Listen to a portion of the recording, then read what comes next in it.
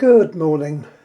I had intended to put this little video up a couple of days ago, but as you know I was involved with picking my new pussycat up. So here goes.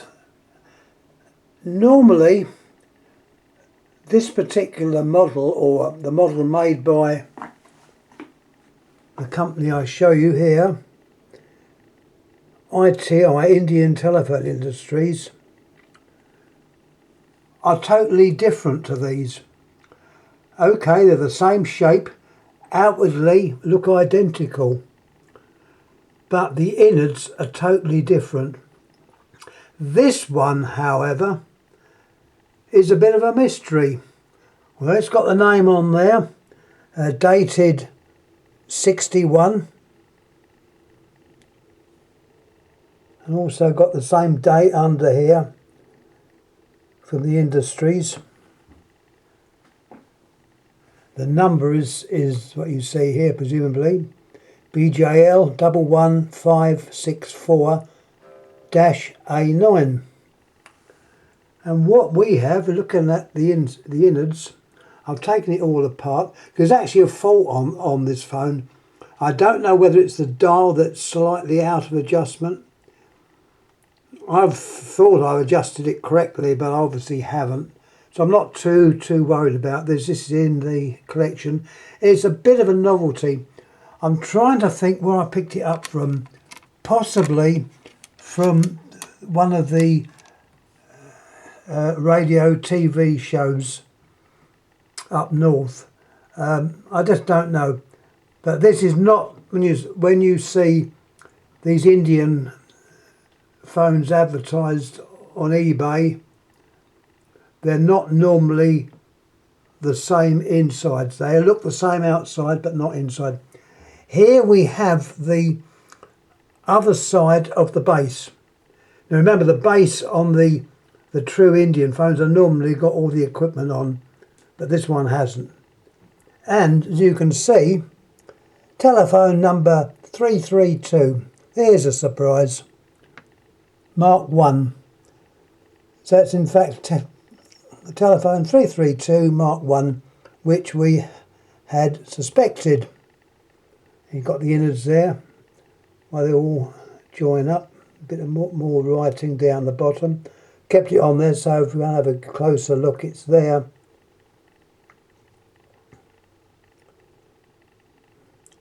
But as I say, this case, I don't know whether it's a capacitor that's gone faulty, the bit we're looking at now, or even the induction coil,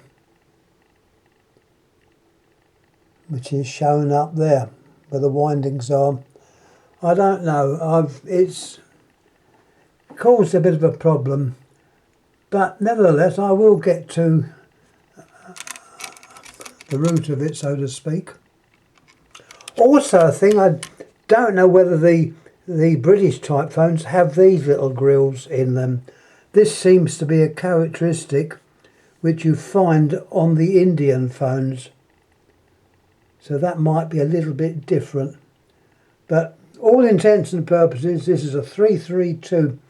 And I would think, I'll show you the innards of the case. It's a lovely ivory case in very good condition. There's not a nick on the case.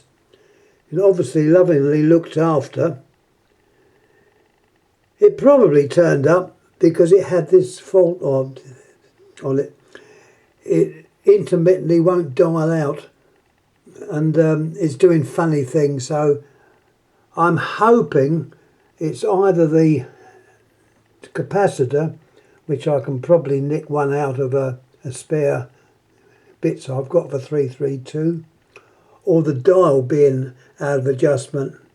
If it's the induction coil, well, I'll have to change that. But anyhow, at the moment, we'll just suffice to say that we'll look at the bits that are easy to look at. Here we got the dial.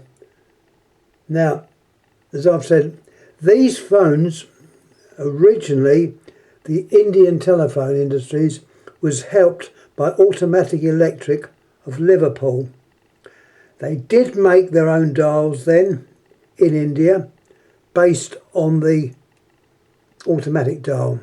But this dial here, what we can see, was actually made in Liverpool, and it is the typical automatic type of dial which was never seen on GPO phones. They always use the trigger dial, or prior to that a dial called a slipping cam. I'd like to get a hold of a slipping cam dial. I've got one, but it's in not very good state. But as I GPO never used this type of dial. It's quite a good dial, and also by looking at it, it's also one which builds up speed before sending the pulses out. I only noticed that yesterday, and that is, I think, where the trouble lies. So it's definitely going to have to be taken a little look again and see what's wrong. Okay, I could put a normal GPO type dial in there, which would look right. It would be right if it was a proper 332, but I like things to look the correct they should. So we'll see what happens. Anyhow, enough of me chatting about that. Here's the inside of the case. I'm pretty sure the case was probably made over here. Turn him over if I can. Sorry if it's a bit awkward. There's what the dial looks like. And once again, you've got this space between the 0 and the finger stop. But this is, as I say, is definitely an English dial, not one that's been manufactured in India. Let's go. I'll turn this back over. I've got to be careful, I don't want to break any wires. This is the typical chassis or innards that you'd find on a 332. There's obviously the cradle switch. What a lot of people used to do, I don't know why, but I know when I was working for BT, or GPO in those days, when they were still using these phones, yeah, as I keep saying, I'm an old so-and-so, and I do remember them. I also remember them being boxed up, going to scrap. Great pity when you think how much they're worth now. But there again, had they have not gone to scrap, they probably wouldn't have fetched as much money as they do now. So there we go. But what I did know, a lot of the engineers of the day used to they'd get a lead pencil, a graphite pencil, and sort of write on there. Whether it, well, I just don't know the reason. It was probably lubrication of some kind, because graphite is a lubricant. We think of what's that stuff called? Aquadag. This is a black colloidal oil mixed with, I think, graphite or that, which we used to use in the exchanges on certain parts of selectors. It was black, messy stuff. But it done a good job. I only wished I had acquired a couple of jars of that, but I obviously didn't. I was very good in those days. I could have easily have popped a couple in my pocket. I'll even tell you a funny story about Aquadag. We had one of the engineers working in the exchange, I won't give any names obviously, he was losing hair. All right, you lose hair if you're getting older or if something goes wrong. Well, what some so-and-so said to him, God, you know what you want to do? Get some of that Aquadag and spread it all over your hair. Leave it on there for a couple of hours, then wash it off well, and that'll make your hair grow. I've never heard such a story before. Anyway, I understand he did this. Needless to say, it didn't affect his hair. But it's a little anecdote. I've often heard little anecdotes in exchanges, what they used to do. But anyhow, I go off the subject again, which I tend to do. you've also got your terminator. You've also got to check the terminations are correct to the dial. It could be something silly, it might not. There's your contacts there, which operate as the handset's replaced. Turning him over, carefully that is. Sorry if it's a bit awkward, the wire is very short to the dial. There we go, make it stand up. Here we got the typical innards that you'd see on a 332. I should think the actual terminations are correct as well. I'm hopefully to change the line cord to the modular plug-in type. The reason being the other end of this cord seems to be intermittent. One thing about Indian cords, they don't seem to be that good. But that's something I'm contemplating perhaps doing. Here we've got the induction coil, which it doesn't look very much like it's made over here. And your two coils on the bell, 500 ohm, enamelled. That's what that's saying, they're enamelled. I don't think they look as if they're made over here. Alright, the shape's exactly the same and everything. There's the actual capacitor.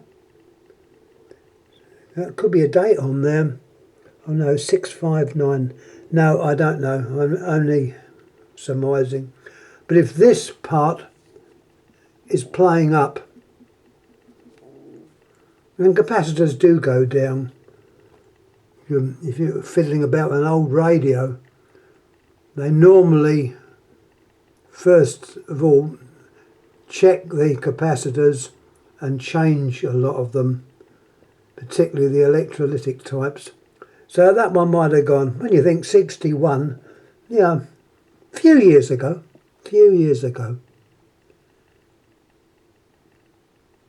The rest of it is the same.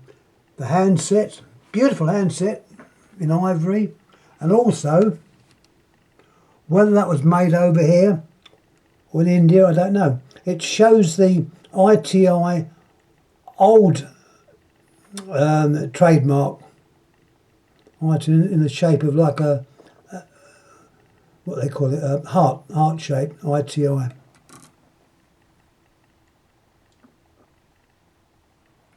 But the rest of it is exactly the same as if it was an England. I'm pretty sure this is made of Bakelite.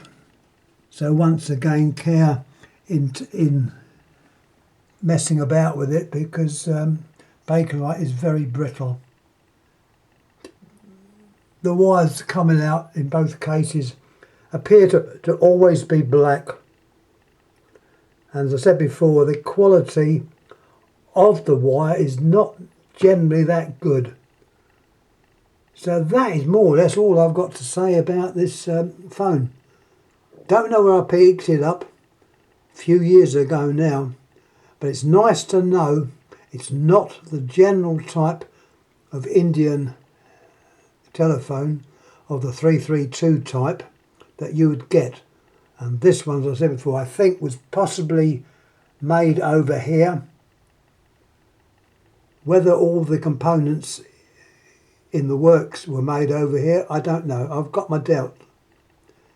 Obviously, one of those components could be faulty. I'm only hoping it's the dial that we can see there that might be faulty. But anyway, I'll have another look at it again, but I want to change the lead over. Anyhow, that's more or less it. The transmitter, by the way, is our good old top hat. And the receiver is like you generally find in a 332. Well, as I said before, all intents and purposes, this was a 332 as shown on there. Anyhow, that's all for this time. So once again, any comments please make. Many thanks for any comments made on my last video I put up concerning my beautiful little pussycat and that rice cooker. The more I think of that rice cooker, I had a blooming good deal there. It's obviously a very good one. I think some people are probably scared of the fact that it's not in English. It doesn't matter. There's enough stuff on YouTube that you can find out how to use them. They do vary a bit, I must admit, and I'm still learning with that one. But it made my nice bit of rice yesterday. And I had a lovely curry with that. And yeah, it's very nice. Anyhow, I'm going off on a tangent again. Sorry about that. So let me pop this on YouTube. And reminder that hopefully there should be tomorrow, Sunday, 6:30, Andy's shed. So anyone interested in telephones, I know he's mainly concerned with the English phones, but not exclusively. And I understand he might be working on a similar phone to this, but the English version. I think he's got one which turned up and it's in terrible state. But anyhow, it's interesting. I'm looking forward to that. He wasn't available last week. I think he had a show on. So that was that. Anyhow, I'm going to shut up now. So thanks for watching. Any comments, please make. Any comments made previously, thank you. I will try and get back to you all. It's only courteous. And I'm going to go and put this up and make a fuss of my little pussycat. I always remember Mrs. Slocum, which I mentioned in the last one. She was always talking about her pussy. Of course, I said yesterday you couldn't get away with it now. Great pity. We've lost a lot of humour, I think. Some of the jokes you hear now are not nice jokes. But anyhow, I'm going to shut up, so I will. Thanks again for watching. Thank you.